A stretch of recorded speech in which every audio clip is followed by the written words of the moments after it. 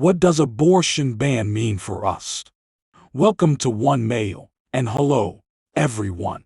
This video will discuss the abortion ban, what it means for us, and how it affects our future, including the fertility rate and population growth. Kindly hit the like and subscribe button for more videos like this, and be sure to tune in and drop your thoughts and requests in the comment box below. The year 2022 has been entertaining between DeSantis' fight against woke LGBT and Mickey and Musk buying Twitter. But since the left has gone too far in the last 10 years, it seems like the pendulum is now swinging from left to right, and we'll overcorrect in the other direction. I oppose banning abortion. It will lead to coat hanger abortions and baccalaureates as doctors move between states that allow it. On the other hand, if there's a ban, failed left states won't move to Tennessee and Texas. This would slow the destruction of these places, preventing a liberal lobotomy. I want balance in American politics, not Jedi power struggles. I think forces want to stabilize birth rates, but conservatives will realize that even traditionalism won't keep the population stable and growing. If humans stop reproducing, third world women may be paid pittances to carry babies for wealthy men in the West. Before the ban on nurse surrogacy, you could have a child in India for $1,000. If birth rates continue to fall, that's a possibility. But banning abortion in the US, as China did 6 to 12 months ago, won't increase the population. Ban birth control pills and condoms. Since 50% of men haven't had sex in a year, many women say they'll go on a sex strike if abortions are banned. Many men won't have to deal with nagging women, so it's not a punishment. American women are going crazy because they can't miscreate. She said Chads wouldn't pay. Those women could sleep with those men and have kids, but it wouldn't work financially. Perhaps we're on the verge of a perfect storm in which elites realize that a population crash is imminent and push traditionalism to increase birth rates. Instead, maybe they should allow women with unwanted pregnancies to place their children for adoption with families on long-term waiting lists by compensating them $7,000 to carry a male child. According to a recent New Zealand study, a male pays a net tax of approximately $15,000 over his lifetime, whereas a female spends more than the tax base she actually pays into the system. Therefore, a society with an 80% male population that can maintain a stable population would have an advantage over all others. It would be the most productive, and women would want to move there because they would have many meals to choose from. Men would also like to move there because they wouldn't have to work with women, and the society would be more orderly and productive with higher pay due to higher quality exports. Men would only need a sexual outlet at that point, so perhaps legalize prostitution, affordable surrogacy, and any other services, or even those lover bots I've been discussing. There would be a sufficient tax base to cover all of that. Abortion is only the beginning. Oklahoma has recently outlawed abortions after 6 weeks, making the act punishable by a 10-year prison sentence. They are considering charging everyone who drove a woman to a clinic in Oklahoma as an accomplice, or else the United States will experience a cultural civil war. At least you know California women will not be moving to Oklahoma in the near future. The woman I mentioned earlier was terrified that women's right to vote would also be taken away. I don't believe the extreme right would go that far if they ever gain power, but they would likely pay and reward women for having children. Ironically, Russia's fertility rate of 1.82 is now higher than that of the United States, which stands at 1.78. The United States had not reached replacement levels since 1972, when abortion was legalized, and in Russia since 1988.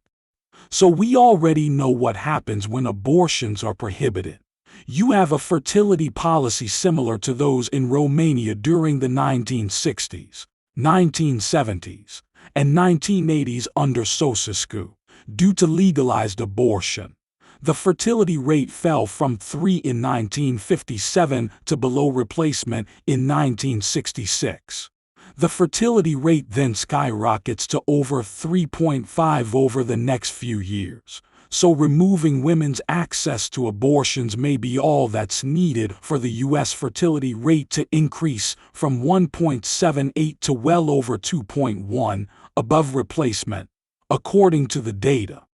Now I think an abortion ban in red states would be great, resulting in fertility rates above replacement and Republicans outbreeding Democrats. Under Ceausescu, women over 45 and more than 4 kids could have abortions. Perhaps China was wise to ban abortions last year. It wasn't a blanket ban, but consider the effect on fertility rates for rape victims with mental illness or other risk factors. I was shocked to learn that Romania's fertility rate nearly doubled in the 2 years following the ban. I initially viewed removing women's access to abortion as bad, but it solves the problem of population collapse.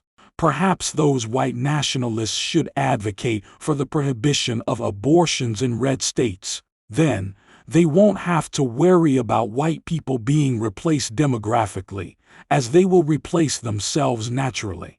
Who would have thought that prohibiting abortions is all it takes to increase fertility above replacement levels? Especially in the Christian states. They are already close to replacement. And I'll have to closely monitor what happens in China over the next few years to see if their population begins to increase. I also read a CNN article that illustrated China's actions. Possible cancellation of Roe v. Wade by America's elites or secret government. 6 to 10 months ago, people were silently freaking out over what China had been doing, knowing that it would probably work and that China's population might stabilize and increase. While America's IQ gradually declines as immigrants replace native-born Americans, Mexico's IQ rises, and the country begins to resemble Mexico rather than America. Maybe I'm wrong about artificial wands. We won't need them or surrogates to restore fertility to replacement levels. Alternatively, perhaps the dopamine rush we get from our smartphones today is stronger than the dopamine rush we get from changing diapers. You know, the demographers in the back of the government officials are freaking out at the prospect. The Chinese population will soon increase, and Russia has a higher fertility rate than the United States. If left unchecked, this poses an existential threat to the United States in the West. Imagine a global arms race to see who can produce the most offspring, with nations competing to make the most offspring. In China, vasectomies are also prohibited. If we follow their playbook in the West, this will be the next step. If they cannot stabilize and increase their population, I anticipate they will first make condoms and birth control pills prohibitively expensive for the poorest members of society. Perhaps only the middle class and above could afford such technology. This is one way for that country to acquire more low-wage, unskilled labor in the future, in addition to more poor voting for the left. Although I believe it does not matter in China, it is still early in the Roe versus Wade debate. If you listen to the turd-throwing monkey, he suggests removing women's rights to restore society's strength and traditionalism.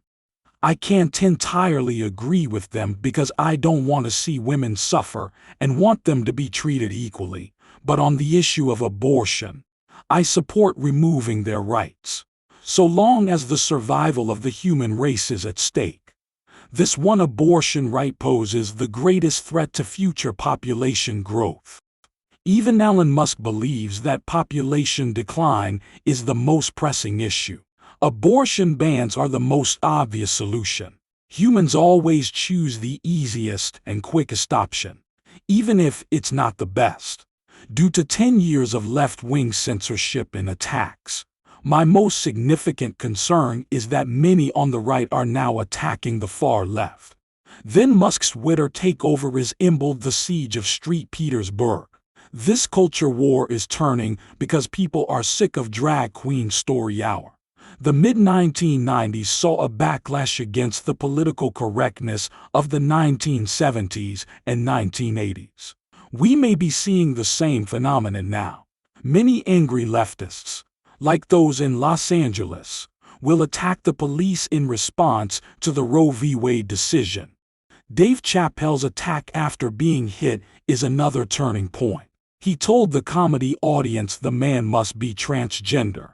Then, as his attacker was beaten, the room erupted in laughter. When jokes are unsafe, they violate social norms, and people fight back. When it's unsafe to make jokes that violate social norms against which people eventually fight back. I do not want to see excessively conservative policy shifts. I anticipate that things will resemble the days of George W. Bush after 9/11 events, with the government imposing various restrictions against the so-called woke agenda. Anyway, that's all for today. I hope you enjoyed the topic, and please let me know what you think of the video in the comments section below. Enjoy the remainder of your day, and cheers.